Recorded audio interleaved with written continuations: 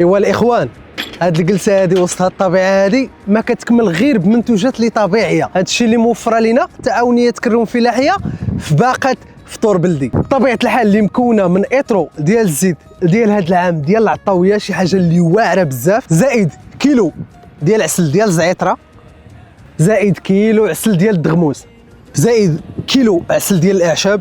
وهاد الباقه هادي كيجي معاها كيلو ديال املو باللوز وارغانو العسل اللي مطحورين بطريقه اللي تقليديه وكيكون مهرمش. وإلا خديتي هاد الخير كاملو بطبيعه الحال تعاونيه كروم الفلاحيه كيزيدوك هدايا اللي متكونين من كوكتيل ديال الشهده، زائد حريره بلديه، زائد نص كيلو ديال املو ديال الكاوكاو باش تعرفوا الفرق بين املو ديال اللوز واملو ديال الكاوكاو. وبطبيعه الحال الخبز ديال المنطقه ديال تفارنوت للاسف راه ما كيجيش مع هاد الباقه هادي اللي حد كان فيكم تعجنوا. وهذا الخير كاملو كيبقى لكم غير ب 650 درهم، توصيل بالمجان حتى لباب الدار.